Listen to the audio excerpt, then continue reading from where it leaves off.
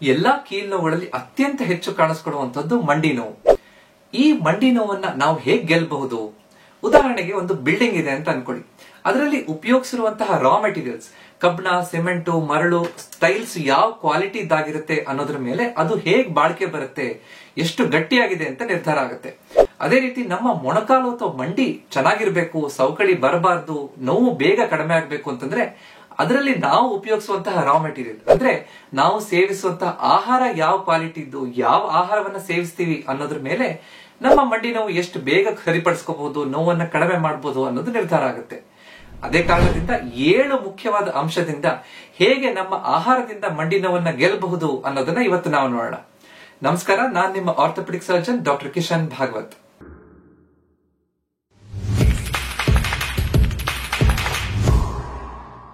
ನಾವು ಯಾವ ಆಹಾರವನ್ನ ಸೇವಿಸಬೇಕು ಅಂತ ತಿಳ್ಕೊಳ್ಳೋದಕ್ಕಿಂತ ಮುಂಚೆ ಮೊಣಕಾಲು ಅಥವಾ ಮಂಡಿಯ ರಚನೆಯನ್ನ ನಾವು ಅರ್ಥ ಮಾಡ್ಕೋಬೇಕು. ಅದು ಹೇಗೆ ಕೆಲಸ ಮಾಡುತ್ತೆ ಅಂತ ತಿಳ್ಕೋಬೇಕು. ಮೊಣಕಾಲಿನ ರಚನೆ ಅಂತಂದ್ರೆ 2 ಮೂಳೆಗಳಿಂದ ಸೇರಿರುವಂತಹದ್ದು. ಮೂಳೆಗಳು ಮುಖ್ಯವಾದಂತಹ ಅಂಗ. ಮೂಳೆ ಅಕ್ಕಪಕ್ಕದಲ್ಲಿ ಮಾಂಸಖಂಡಗಳಿರುತ್ತೆ. ಮೂಳೆಯ ತುದಿಯಲ್ಲಿ ಒಂದಕ್ಕೊಂದು ತಿಕ್ಕಬೇಕಾದ್ರೆ, ಒಳಗಡೆ ಮೂವ್ಮೆಂಟ್ ಆಗ್ಬೇಕಾದ್ರೆ ಅಲ್ಲಿ ಅದನ್ನ ಪ್ರೊಟೆಕ್ಟ್ ಮಾಡಕ್ಕೆ ಕುಶನ್ ತರ ಕಾರ್ಟಿಲೇಜ್ ಅಂತ ಇರುತ್ತೆ, ಮೃದು ಎಲುಬು. ಅದು ಚೆನ್ನಾಗಿದ್ರೆ ಅದರಲ್ಲಿ ಬಹಳ ಚೆನ್ನಾಗಿ ಮುಖ್ಯವಾದ ಅಂಶ ಕೊಲಾಜನ್. ಈ ಕೊಲಾಜನ್ ಚೆನ್ನಾಗಿದ್ದು ಕಾರ್ಟಿಲೇಜ್ ಚೆನ್ನಾಗಿದ್ರೆ ಮಂಡಿ ಚೆನ್ನಾಗಿ ಕೆಲಸ ಮಾಡುತ್ತೆ. ನಾವು ಖುಷಿಯಿಂದ ನೋವಿಲ್ಲದೆ ಇರ್ಲಿಕ್ಕೆ ಸಾಧ್ಯ ಆಗುತ್ತೆ. ಅದು ಹೇಗೆ ಕೆಲಸ ಮಾಡುತ್ತೆ, ಕೆಲಸ ಮಾಡ್ಲಿಕ್ಕೆ ಏನೇನ್ ಬೇಕು? ಮುಖ್ಯವಾದಂತಹ ಅಂಶ ಒಳಗಡೆ ಬೇಕಾಗಿರುವಂತಹ ಲೂಬ್ರಿಕೇಟಿಂಗ್ ಫ್ಲೂಯಿಡ್, ಅಂದ್ರೆ ಒಳಗಡೆ ಇರುವಂತಹ ಆಯಿಲ್ ಅಥವಾ ಗ್ರೀಸ್ ಅಂತ ನಾವು ಹೇಳ್ಬೋದು. ಅದು ಹೈಲುರೋನಿಕ್ ಆಸಿಡ್ ಅಂತ ಒಂದು ಕೆಮಿಕಲ್ ಇಂದ ಆಗಿರುತ್ತೆ. ಆ ಹೈಲುರೋನಿಕ್ ಆಸಿಡ್ ಚೆನ್ನಾಗಿರ್ಬೇಕು. ಅದರ ಜೊತೆಗೆ ಒಳಗಡೆ ಉರಿಯೂತ ಇರಬಾರ್ದು. ಈ ಮೊಣಕಾಲ್ ಸವಕಳಿ ಬಂದು ಒಂದಕ್ಕೊಂದು ಉಜ್ಜಿದಾಗ ಬರುವಂತಹದ್ದು ಒಳಗಡೆ ಉರಿಯೂತ. ಆ ಉರಿಯೂತ ಕಡಿಮೆ ಮಾಡಬೇಕು. ನಂತರ ನಮ್ಮ ದೇಹ ತೂಕ ಕಡಿಮೆ ಇದ್ರೆ, ಮಾನಸಿಕ ಒತ್ತಡ ಕಡಿಮೆ ಇದ್ರೆ ಖಂಡಿತವಾಗಿ ನಮ್ಮ ಮಂಡಿ ಚೆನ್ನಾಗಿ ಕೆಲಸ ಮಾಡ್ಲಿಕ್ಕೆ ಸಾಧ್ಯ ಆಗುತ್ತೆ. ಅದೇ ಕಾರಣದಿಂದ ಮಂಡಿ ನೋವು ಇರಬಾರ್ದು ಅಂತಂದ್ರೆ ನಮ್ಮ ಮೂಳೆಗಳನ್ನು ಗಟ್ಟಿ ಇಟ್ಕೋಬೇಕು, ಮಾಂಸಖಂಡಗಳು ಚೆನ್ನಾಗಿರ್ಬೇಕು, ಜೊತೆಗೆ ಮೃದು ಎಲುಬು, ಕೊಲಾಜನ್ ಜಾಸ್ತಿ ಆಗಿರುವಂತಹ ಆಹಾರ ಬೇಕು ನಮ್ಗೆ. ಅದ್ರ ಜೊತೆಯಲ್ಲಿ ಹೈಲುರೋನಿಕ್ ಆಸಿಡ್ ಚೆನ್ನಾಗಿರ್ಬೇಕು, ಉರಿಯೂತವನ್ನು ಕಡಿಮೆ ಮಾಡುವಂತಹ ಆಹಾರ ತಗೋಬೇಕು, ದೇಹ ತೂಕ ಕಡಿಮೆ ಆಗ್ಬೇಕು ಮತ್ತು ಮಾನಸಿಕ ಒತ್ತಡ ಕಡಿಮೆ ಆಗ್ಬೇಕು. ಈ 7 ಅಂಶಗಳಿರುವಂತಹ ಆಹಾರವನ್ನು ಸೇವಿಸಿದ್ರೆ ನಮ್ಮ ಮಂಡಿ ನೋವು ಕಡಿಮೆ ಆಗುತ್ತೆ. ಯಾವ್ದ್ಯಾವ್ದು ಅಂತ ನೋಡೋಣ. ಮೊದಲನೇದು, ನಮ್ಮ ಕಾರ್ಟಿಲೇಜ್ ಚೆನ್ನಾಗಿರ್ಬೇಕು ಅಂತಂದ್ರೆ ಏನೇನ್ ಆಹಾರವನ್ನ ನಾವು ಸೇವಿಸಬೇಕು? ಕಾರ್ಟಿಲೇಜ್ ಅನ್ನೋದೊಂದು ಕುಶನ್ ತರ, ಶಾಕ್ ಅಬ್ಸಾರ್ಬರ್ ತರ. ಅದರಲ್ಲಿರುವಂತಹ ಕೊಲಾಜನ್ ಅದೊಂದು ಪ್ರೋಟೀನ್. ಆ ಕೊಲಾಜನ್ ಚೆನ್ನಾಗಿದ್ರೆ ಕಾರ್ಟಿಲೇಜ್ ಚೆನ್ನಾಗಿರುತ್ತೆ. ಅದಕ್ಕೆ ನಾವೇನೇನ್ ಆಹಾರವನ್ನ ಸೇವಿಸಬೇಕು ಅಂತಂದ್ರೆ ಮುಖ್ಯವಾಗಿ ಬೇಕಾಗಿರುವಂತದ್ದು ವಿಟಮಿನ್ ಸಿ. ಸಿಟ್ರಸ್ ಫ್ರೂಟ್ಸ್ ಅಂದ್ರೆ ಈ ನೆಲ್ಲಿಕಾಯಿ, ನಿಂಬೆಹಣ್ಣು, ಮೂಸಂಬಿ ಹಣ್ಣು, ಕಿತ್ಲೆ ಹಣ್ಣು, ಹುಳಿ ಸಿಹಿ ಇರುವಂತ ಎಲ್ಲಾ ಹಣ್ಣುಗಳಲ್ಲಿ ವಿಟಮಿನ್ ಸಿ ಜಾಸ್ತಿ ಇರುತ್ತೆ. ಅದನ್ನ ನಾವು ಹೆಚ್ಚಾಗಿ ಸೇವಿಸಬೇಕು. ಜೊತೆಗೆ ಕೆಂಪು ಮತ್ತು ಆರೆಂಜ್ ಬಣ್ಣ ಇರುವಂತಹ ತರಕಾರಿಗಳು, ಟೊಮ್ಯಾಟೊ, ಕ್ಯಾರೆಟ್, ಇದರಲ್ಲೆಲ್ಲ ಬೀಟಾ ಕ್ಯಾರೋಟಿನ್ ಜಾಸ್ತಿ ಇರುತ್ತೆ. ಅದು ವಿಟಮಿನ್ ಎ ಆಗಿ ಕನ್ವರ್ಟ್ ಆಗಿ ಈ ಕೊಲಾಜನ್ ನ ಉತ್ಪತ್ತಿ ಮಾಡಲಿಕ್ಕೆ ಸಹಾಯ ಆಗುತ್ತೆ. ಅದರ ಜೊತೆಗೆ ಸಲ್ಫರ್ ಜಾಸ್ತಿ ಇರುವಂತಹ ತರಕಾರಿಗಳು, ಬ್ರೊಕೋಲಿ ಮತ್ತು ಕೋಸ್ಗೆಡ್ಡೆ, ಇದು ಕೂಡ ಈ ನಮ್ಮ ಕಾರ್ಟಿಲೇಜ್ ಅನ್ನು ಉತ್ಪತ್ತಿ ಮಾಡಲಿಕ್ಕೆ, ಕಾರ್ಟಿಲೇಜ್ ಅನ್ನು ಮೇಂಟೈನ್ ಮಾಡಲಿಕ್ಕೆ ಬಹಳ ಸಹಾಯ ಕೊಡುತ್ತೆ. ಅದರ ಜೊತೆಗೆ ಕಾರ್ಟಿಲೇಜ್ ಒಂದು ಪ್ರೋಟೀನ್ ಆಗಿರೋದ್ರಿಂದ ಹೆಚ್ಚು ಅಮೈನೋ ಆಸಿಡ್ ಇರುವಂತಹ ಆಹಾರ ಪದಾರ್ಥಗಳನ್ನು ನಾವು ಸೇವಿಸಬೇಕು. ಅದು ವೆಜಿಟೇರಿಯನ್ ಆಗಿರ್ಬೋದು, ನಾನ್ ವೆಜಿಟೇರಿಯನ್ ಆಗಿರ್ಬೋದು. ವೆಜಿಟೇರಿಯನ್ ಅಂದ ತಕ್ಷಣ ಮೊಳಕೆ ಕಾಳುಗಳು, ಡ್ರೈ ಫ್ರೂಟ್ಸ್ ಗಳು ತಗೊಳ್ಳೋದ್ರಿಂದ ನಮಗೆ ಉಪಯೋಗ ಆಗುತ್ತೆ. ನಾನ್ ವೆಜಿಟೇರಿಯನ್ ಅಂದ ತಕ್ಷಣ ನಮ್ಮ ಎಗ್ ಅಲ್ಲಿ ಚೆನ್ನಾಗಿ ಪ್ರೋಟೀನ್, ಅಮೈನೋ ಆಸಿಡ್ಸ್ ಜಾಸ್ತಿ ಇರುತ್ತೆ. ಫಿಶ್ ಅನ್ನ ತಿನ್ಬಹುದು, ಚಿಕನ್ ತಿನ್ಬಹುದು. ಅದೇ ರೀತಿ ಬೋನ್ ಬ್ರಾತ್ ಅಂದ್ರೆ ಬೋನ್ ಮ್ಯಾರೋ ತಗೊಳ್ಳೋದ್ರಿಂದ, ಅದನ್ನ ಸೂಪ್ ಮಾಡಿ ತಗೋತಾರೆ.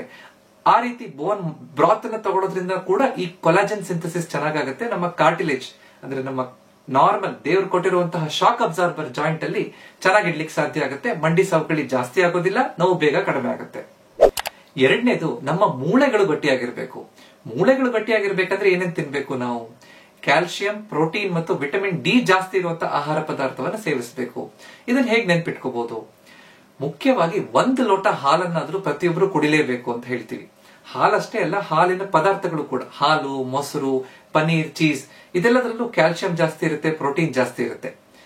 ಹಾಲಿನ ನಂತರ 1 ಮುಷ್ಟಿ ಮೊಳಕೆ ಕಾಳನ್ನು ತಿನ್ನುವಂತಹ ಅಭ್ಯಾಸ ಬೇಕು. ಮೊಳಕೆ ಕಾಳಲ್ಲಿ ಪ್ರೋಟೀನ್ ಜಾಸ್ತಿ ಚೆನ್ನಾಗಿರುತ್ತೆ, ಅದರ ಜೊತೆ ಫೈಬರ್ ಕಂಟೆಂಟ್ ಕೂಡ ಇರುತ್ತೆ. ನಂತರ 1 ಮುಷ್ಟಿ ಡ್ರೈ ಫ್ರೂಟ್ಸ್ ಅಂತ ತಿನ್ಬೇಕು. ಡ್ರೈ ಫ್ರೂಟ್ಸ್ ಅನ್ನೋದು ಎಲ್ಲ ಮಿಕ್ಸ್ ಆಗಿರ್ಬಹುದು. ಪಿಸ್ತಾ, ಬಾದಾಮ್, ವಾಲ್ನಟ್ ಎಲ್ಲ ಡ್ರೈ ಫ್ರೂಟ್ಸ್ ಅನ್ನ ಮಿಕ್ಸ್ ಮಾಡ್ಕೊಂಡು 1 ಮುಷ್ಟಿ ತಿನ್ನುವಂತಹ ಅಭ್ಯಾಸವನ್ನ ಬೆಳೆಸ್ಕೋಬೇಕು. 1 ಮುಷ್ಟಿ ಅಥವಾ 1 ದೊಡ್ಡ ಸ್ಪೂನ್ ಬೀಜಗಳು ಅನ್ನ ತಿನ್ಬೇಕು. ಯಾವ್ಯಾವ ಬೀಜವನ್ನು ತಿನ್ಬಹುದು?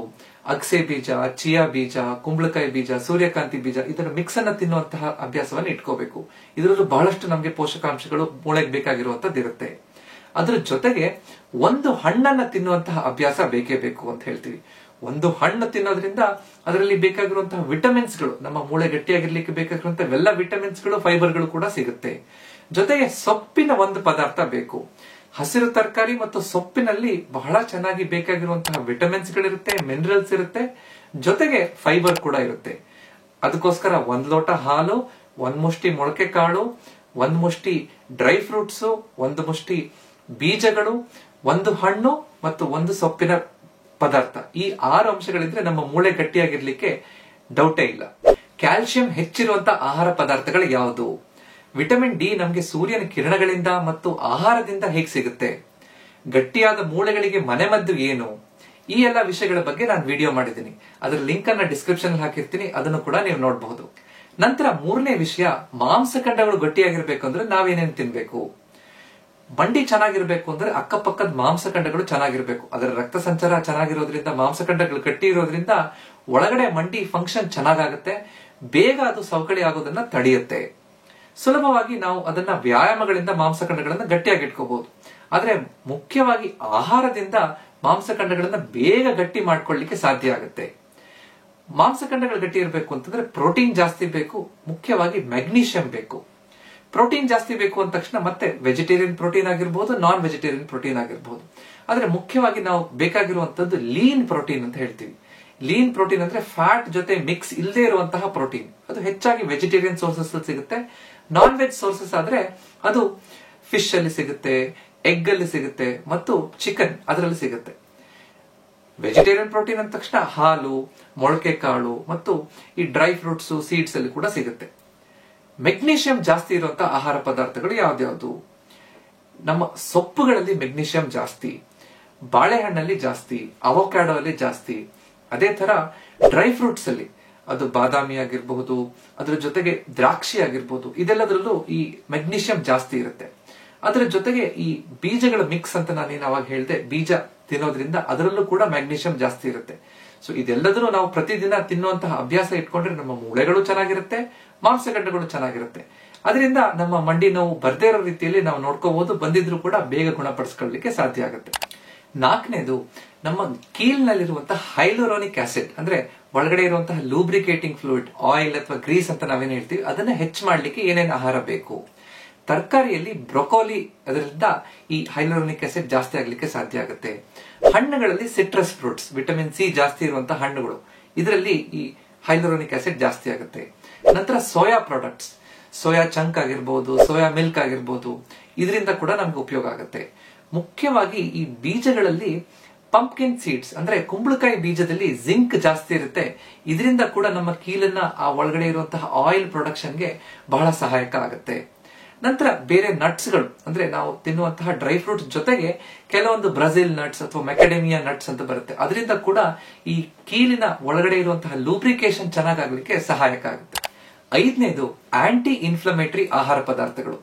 ಈ ಕೀಲ್ ನೋವು ಬರ್ತಾ ಇದೆ ಅಂತಂದ್ರೆ ಹೆಚ್ಚಿನ ಸಲ ನಾವು ಅದಕ್ಕೆ ಆರ್ಥರೈಟಿಸ್ ಅಂತ ಹೇಳ್ತೀವಿ.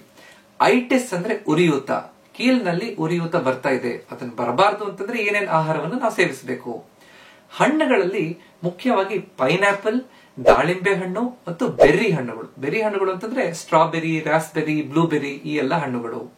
ಜೊತೆಗೆ extra virgin olive oil, olive ಎಣ್ಣೆಯಲ್ಲೂ ಕೂಡ ಈ ಉರಿಯೂತವನ್ನು ಕಡಿಮೆ ಮಾಡುವಂತಹ ಗುಣಲಕ್ಷಣಗಳು ಇರುತ್ತೆ. ನಂತರ ಒಮೆಗಾ 3 ಫ್ಯಾಟಿ ಆಸಿಡ್ಸ್, ಇದು ಬಹಳ ಮುಖ್ಯವಾದಂತಹ ಪದಾರ್ಥ. ಒಮೆಗಾ 3 ಫ್ಯಾಟಿ ಆಸಿಡ್ಸ್ ಚೆನ್ನಾಗಿದೆ ಅಂತಂದ್ರೆ ಉರಿಯೂತ ಬಹಳ ಚೆನ್ನಾಗಿ ಕಮ್ಮಿ ಆಗುತ್ತೆ, ನಮ್ಮ ಕೀಲಿನ ಆರೋಗ್ಯ ಚೆನ್ನಾಗಿರುತ್ತೆ. ಅದು ಯಾವ್ದ್ರಲ್ಲಿ ಸಿಗುತ್ತೆ? ವೆಜಿಟೇರಿಯನ್ ಸೋರ್ಸ್ ಅಂತಂದ್ರೆ ನಮ್ಮ ವಾಲ್ನಟ್, ಅಕ್ರೋಡಲ್ಲಿ ಸಿಗುತ್ತೆ, ಬಾದಾಮಿಯಲ್ಲಿ ಸಿಗುತ್ತೆ, ಜೊತೆಗೆ ಅಗಸೆ ಬೀಜ, ಚಿಯಾ ಬೀಜದಲ್ಲಿ ಸಿಗುತ್ತೆ. ನಂತರ ನಾನ್ ವೆಜ್ ಸೋರ್ಸಸ್ ಅಲ್ಲಾದ್ರೆ ಫ್ಯಾಟಿ ಫಿಶ್, ಟ್ಯೂನಾ, ಮ್ಯಾಕ್ರೆಲ್, ಈ ರೀತಿಯಾದಂತಹ ಫ್ಯಾಟಿ ಫಿಶ್ ಗಳಲ್ಲಿ ಈ ಒಮೆಗಾ 3 ಫ್ಯಾಟಿ ಆಸಿಡ್ಸ್ ಜಾಸ್ತಿ. ಅದೇ ರೀತಿ ಹೆಚ್ಚಿನ ಸೊಪ್ಪು, ಹಣ್ಣುಗಳಲ್ಲೂ ಕೂಡ, ತರಕಾರಿಗಳಲ್ಲೂ ಕೂಡ ಈ ಉರಿಯೂತ ಕಡಿಮೆ ಮಾಡುವಂತಹ ಗುಣಗಳಿರುತ್ತೆ. ವಿಟಮಿನ್ ಕೆ, ವಿಟಮಿನ್ ಸಿ ಇರುವಂತಹ, ಕ್ಯಾಲ್ಸಿಯಂ ಇರುವಂತಹ ಸೊಪ್ಪುಗಳಲ್ಲಿ ಬಹಳ ಚೆನ್ನಾಗಿ ಈ ಉರಿಯೂತವನ್ನು ಕಡಿಮೆ ಮಾಡುವಂತಹ ಲಕ್ಷಣಗಳು ಇರುತ್ತೆ. ಅದರ ಜೊತೆಯಲ್ಲಿ ನಾವು ಪ್ರತಿನಿತ್ಯ ಉಪಯೋಗಿಸುವಂತಹ ಶುಂಠಿಯಲ್ಲಿ, ಅರಿಶಿಣದಲ್ಲೂ ಕೂಡ ಈ ಉರಿಯೂತವನ್ನು ಕಡಿಮೆ ಮಾಡುವಂತಹ ಗುಣಗಳಿರುತ್ತೆ. ಅದೇ ಕಾರಣದಿಂದ ಮಂಡಿ ಸವಕಳಿ ಬರ್ತಾ ಇದೆ, ಒಳಗಡೆ ಉರಿಯೂತ ಬಂದಿದೆ ಅಂತಿದ್ದಾಗ ಈ ಆಹಾರ ಪದಾರ್ಥಗಳನ್ನು ಸೇವಿಸೋದ್ರಿಂದ ಬೇಗ ನೋವನ್ನ ನಾವು ಕಡಿಮೆ ಮಾಡ್ಕೋಬಹುದು. ಆರನೇದು ತೂಕ ಕಡಿಮೆ ಮಾಡ್ಲಿಕ್ಕೆ ಬೇಕಾಗಿರುವಂತಹ ಆಹಾರ ಪದಾರ್ಥಗಳು. ದೇಹ ತೂಕ ಜಾಸ್ತಿ ಇದ್ದಷ್ಟು ಕೀಲ್ಗಳ ಮೇಲೆ, ಮಂಡಿ ಮೇಲೆ ಒತ್ತಡ ಜಾಸ್ತಿ ಬೀಳುತ್ತೆ. ಅದೇ ಕಾರಣದಿಂದ ದೇಹ ತೂಕವನ್ನು ಕಡಿಮೆ ಮಾಡಿದಾಗ ಮಂಡಿ ನೋವನ್ನ ನಾವು ಬೇಗ ಗೆಲ್ಲಬಹುದು. ತೂಕ ಕಡಿಮೆ ಮಾಡ್ಬೇಕು ಅಂದ್ರೆ ಕೇವಲ ಆಹಾರದಿಂದ ಸಾಧ್ಯನಾ? ಖಂಡಿತ ಅಲ್ಲ. ಆಹಾರದ ಜೊತೆಗೆ ವ್ಯಾಯಾಮ ಬೇಕು, ಜೀವನ ಶೈಲಿಯಲ್ಲಿ ಬದಲಾವಣೆಗಳು ಬೇಕು, ಚೆನ್ನಾಗಿ ನಿದ್ದೆ ಮಾಡಬೇಕು, ಮಾನಸಿಕ ಒತ್ತಡ ಕಡಿಮೆ ಆಗ್ಬೇಕು, ಇವೆಲ್ಲವೂ ಕೂಡ ಬೇಕು. ಆದ್ರೆ ಆಹಾರದಲ್ಲಿ ನಾವು ಹೇಗೆ ಗೆಲ್ಲಬಹುದು ಅಂತ ನಾವು ನೋಡೋಣ. ಮುಖ್ಯವಾದ ಕಾನ್ಸೆಪ್ಟ್ ಅಂತಂದ್ರೆ ಕ್ಯಾಲೋರಿ ಡೆಫಿಸಿಟ್ ಡಯಟ್ ಅನ್ನ ನಾವು ಬಳಸಬೇಕು. ನನ್ನ ದೇಹದ ರಚನೆಗೆ, ನನ್ನ ದೇಹದ ಹೈಟಿಗೆ, ತೂಕಕ್ಕೆ ಎಷ್ಟು ಕ್ಯಾಲರಿಗಳು ಬೇಕೋ ಅಷ್ಟಕ್ಕಿಂತ ಒಂದು 200-300 ಕ್ಯಾಲರಿ ಪ್ರತಿನಿತ್ಯ ಕಡಿಮೆ ತಿನ್ನುವಂತಹ ಅಭ್ಯಾಸವನ್ನ ನಾವು ಮಾಡಬೇಕು. ಇರುವಂತಹ ಆಹಾರ ಪದಾರ್ಥದಲ್ಲಿ ಹೆಚ್ಚು ಕಾರ್ಬೋಹೈಡ್ರೇಟ್ಸ್ ಅನ್ನು ಕಡಿಮೆ ಮಾಡಬೇಕು. ಕಾರ್ಬೋಹೈಡ್ರೇಟ್ಸ್ ಹೆಚ್ಚು ಹೋಲ್ ಗ್ರೇನ್ಸ್ ಇಂದ ಬರಬೇಕು. ಅಂದ್ರೆ ಈ ಪಾಲಿಶ್ಡ್ ಅಕ್ಕಿಯನ್ನ ಬದಲು ನಾವು ಅನ್ಪಾಲಿಶ್ಡ್ ರೈಸ್ ಅನ್ನು ತಿನ್ಬೇಕು, ಕೆಂಪು ಅಕ್ಕಿಯನ್ನ ತಿನ್ಬೇಕು. ಅದೇ ರೀತಿ ಮಲ್ಟಿಗ್ರೇನ್ ಇರುವಂತಹ ಈ ಗೋಧಿ ಹಿಟ್ಟು ಅದನ್ನ ಉಪಯೋಗಿಸಬೇಕು. ಅದನ್ನ ರಿಫೈನ್ಡ್ ಇರುವಂತಹ ಪದಾರ್ಥಗಳನ್ನ ಕಡಿಮೆ ಮಾಡ್ತಾ ಬರಬೇಕು. ಮೈದಾ ಅದನ್ನ ಕಡಿಮೆ ಮಾಡಬೇಕು. ಅದರಿಂದ ನಮ್ಗೆ ಒಳ್ಳೆ ಕಾರ್ಬೋಹೈಡ್ರೇಟ್ ಸಿಗುತ್ತೆ. ಪ್ರೋಟೀನ್ ಅನ್ನ ಜಾಸ್ತಿ ಮಾಡಬೇಕು, ಫೈಬರ್ ಅನ್ನ ಜಾಸ್ತಿ ಮಾಡಬೇಕು, ನಾರಿನಾಂಶ ಜಾಸ್ತಿ ಇರುವಂತಹ ಆಹಾರ ಪದಾರ್ಥಗಳನ್ನು ತಗೋಬೇಕು. ಜೊತೆಗೆ ನೀರನ್ನ ಚೆನ್ನಾಗಿ ಕುಡಿಬೇಕು. ಪ್ರತಿನಿತ್ಯ ಸರಿಯಾದ ಸಮಯದಲ್ಲಿ ಆಹಾರವನ್ನು ತಿನ್ಬೇಕು, ಸರಿಯಾದ ಸಮಯದಲ್ಲಿ ಉಪವಾಸವನ್ನು ಮಾಡಬೇಕು. ಬಹಳ ಚೆನ್ನಾಗಿ ಇಂಟರ್ಮಿಟೆಂಟ್ ಫಾಸ್ಟಿಂಗ್ ಅನ್ನು ಮಾಡಬಹುದು. ಹೇಗೆ ದೇಹ ತೂಕವನ್ನು ಇಂಟರ್ಮಿಟೆಂಟ್ ಫಾಸ್ಟಿಂಗ್ ಅಂದ್ರೆ ಉಪವಾಸ ಮಾಡೋದ್ರಿಂದ, ಕೇವಲ ಸರಿಯಾದ ಸಮಯದಲ್ಲಿ ತಿನ್ನೋದ್ರಿಂದ ಹೇಗೆ ದೇಹ ತೂಕ ಇಳಿಸಬಹುದು ಅನ್ನೋದ್ರ ಬಗ್ಗೆ ನಾನು ವಿಡಿಯೋ ಮಾಡಿದ್ದೀನಿ, ಅದನ್ನು ನೀವು ನೋಡಬಹುದು. ದೇಹ ತೂಕ ಇಳಿಸೋದು ಅಷ್ಟು ಸುಲಭದ ಕೆಲಸ ಅಲ್ಲ. ಯಾಕೆ ಕಷ್ಟ, ಅದಕ್ಕೆ ಸುಲಭ ಉಪಾಯ ಏನು, ಅದರ ಬಗ್ಗೆ ಒಂದು ವಿಡಿಯೋ ಇದೆ. ಅದರ ಜೊತೆಗೆ ಎಲ್ಲರಿಗೂ ಕಾಡ್ತಾ ಇರುವಂತಹ ವಿಷಯ ಹೊಟ್ಟೆ ಬೊಜ್ಜನ್ನು ಹೇಗೆ ಕರೆಸೋದು, ಅದಕ್ಕೆ ಏನು ಪರಿಹಾರ ಅನ್ನೋದ್ರ ಬಗ್ಗೆ ಕೂಡ ವಿಡಿಯೋ ಇದೆ. ಆ ವಿಡಿಯೋಗಳ ಲಿಂಕ್ ಅನ್ನು ಕೂಡ ನಾನು ಡಿಸ್ಕ್ರಿಪ್ಷನ್ ಅಲ್ಲಿ ಹಾಕಿರ್ತೀನಿ, ಅದನ್ನು ಕೂಡ ನೀವು ನೋಡಬಹುದು. 7ನೇದು ಮತ್ತು ಕೊನೆಯದು ನಮ್ಮ ಮಾನಸಿಕ ಒತ್ತಡವನ್ನು ಕಡಿಮೆ ಮಾಡ್ಲಿಕ್ಕೆ ಏನೇನು ಆಹಾರವನ್ನ ನಾವು ತಗೋಬೇಕು. ಮಾನಸಿಕ ಒತ್ತಡ ಚೆನ್ನಾಗಿ ಕಡಿಮೆ ಆಗಿದ್ರೆ ಖಂಡಿತ ನಾವು ಬೇಗ ಈ ಮಂಡಿ ನೋವಿಂದ ಹೊರಗಡೆ ಬರಬಹುದು. ಮಾನಸಿಕ ಒತ್ತಡ ಕಡಿಮೆ ಮಾಡಬೇಕು ಅಂತಂದ್ರೆ ನಾವು ಯೋಗ ಮಾಡಬೇಕು, ಪ್ರಾಣಾಯಾಮ ಮಾಡಬೇಕು, ಧ್ಯಾನ ಮಾಡಬೇಕು. ಬಟ್ ಅದರ ಜೊತೆಗೆ ಕೆಲವೊಂದು ಆಹಾರ ಪದಾರ್ಥಗಳಿಂದ ಕೂಡ ನಾವು ಈ ಮನಸ್ಸನ್ನ ಗೆಲ್ಲಬಹುದು. ಅದು ಹೇಗೆ, ಯಾವ್ದಾವ್ದನ್ನ ತಿನ್ಬೇಕು? ಡಾರ್ಕ್ ಚಾಕ್ಲೇಟ್ ಅನ್ನು ತಿನ್ನೋದ್ರಿಂದ ನಮ್ಮ ಮನಸ್ಸಿನಲ್ಲಿ ಅಥವಾ ನಮ್ಮ ಮೆದುಳಿನಲ್ಲಿ ಎಂಡಾರ್ಫಿನ್ಸ್ ಅಂದ್ರೆ ನಮಗೆ ಖುಷಿಯಾಗುವಂತಹ ಒಂದು ಹಾರ್ಮೋನ್ ರಿಲೀಸ್ ಆಗುತ್ತೆ. ಅದೇ ತರ ಗ್ರೀನ್ ಟೀ ಅನ್ನು ಕುಡಿಯೋದ್ರಿಂದ ಕೂಡ ಬಹಳ ಚೆನ್ನಾಗಿ ನಮ್ಮ ಮನಸ್ಸಿನ ಆ ಗೊಂದಲವನ್ನ ನಾವು ಸ್ವಲ್ಪ ಮಟ್ಟಿಗೆ ಕಡಿಮೆ ಮಾಡ್ಲಿಕ್ಕೆ ಸಾಧ್ಯ ಆಗುತ್ತೆ. ಅದರ ಜೊತೆಗೆ ಅರಿಶಿಣವನ್ನು ಉಪಯೋಗಿಸೋದ್ರಿಂದ ಕೂಡ ಮನಸ್ಸಿನ ಮೇಲೆ ಒಳ್ಳೆ ಪರಿಣಾಮ ಬೀರುತ್ತೆ ಅಂತ ವೈಜ್ಞಾನಿಕವಾಗಿ ಪ್ರೂವ್ ಆಗಿದೆ. ಅರಿಶಿಣ ಟೀ ಮಾಡಬಹುದು, ಅಥವಾ ಅರಿಶಿಣವನ್ನ ನಾವು ಹಲವಾರು ಅಡಿಗೆ ಪದಾರ್ಥಗಳ ಜೊತೆ ತಿನ್ನೋದ್ರಿಂದ ಕೂಡ ಉಪಯೋಗ ಆಗುತ್ತೆ. ಅದೇ ಕಾರಣದಿಂದ ಈ ಮನಸ್ಸನ್ನ ನಾವು ಗೆಲ್ಲುವಂತದ್ದು ಕೂಡ ನಮ್ಮ ಮಂಡಿ ನೋವಿನ ಕಡಿಮೆ ಮಾಡೋದ್ರಲ್ಲಿ ಒಂದು ಭಾಗ. ಮನಸ್ಸೇ ನಿಮ್ಮ ಬೆಸ್ಟ್ ಡಾಕ್ಟರ್ ಅಂತ ನಾನೊಂದು ವಿಡಿಯೋ ಮಾಡಿದ್ದೀನಿ, ಅದರ ಲಿಂಕ್ ಅನ್ನು ಕೂಡ ನಾನು ಡಿಸ್ಕ್ರಿಪ್ಷನ್ ಅಲ್ಲಿ ಕೊಟ್ಟಿರ್ತೀನಿ, ಅದನ್ನ ನೋಡಬಹುದು. ಇವತ್ತು ನಾವು ಮುಖ್ಯವಾಗಿ 7 ರೀತಿಯಾದಂತಹ ಆಹಾರ ಪದಾರ್ಥಗಳನ್ನ ಹೇಗೆ ಪ್ರತಿನಿತ್ಯದ ಆಹಾರದಲ್ಲಿ ನಾವು ಸೇವಿಸೋದ್ರಿಂದ ಮಂಡಿ ನೋವಿಂದ ನಾವು ಮುಕ್ತರಾಗಬಹುದು ಅಂತ ತಿಳ್ಕೊಂಡಿದೀವಿ. ಈ ವಿಡಿಯೋ ನಿಮ್ಗೆ ಇಷ್ಟ ಆಗಿದ್ರೆ ದಯವಿಟ್ಟು ಇದನ್ನ ಲೈಕ್ ಮಾಡಿ, ನಿಮ್ಮ ಅಕ್ಕಪಕ್ಕದವ್ರ ಜೊತೆ, ಮಂಡಿ ನೋವಿರೋರ್ ಜೊತೆ ಇದನ್ನ ಶೇರ್ ಮಾಡಿ. ಹೆಚ್ಚಿನ ವಿಡಿಯೋಗಳಿಗೋಸ್ಕರ ನನ್ನ ಚಾನೆಲ್ ನ ಸಬ್ಸ್ಕ್ರೈಬ್ ಮಾಡಿ. ಯಾಕಂದ್ರೆ ನಮ್ಮ ಆರೋಗ್ಯ ನಮ್ಮ ಕೈಯಲ್ಲಿದೆ, ಅದನ್ನ ಸರಿಯಾಗಿ ಇಟ್ಕೊಳ್ಳೋದು ನಮ್ಮ ಕರ್ತವ್ಯ. ನಮಸ್ಕಾರ.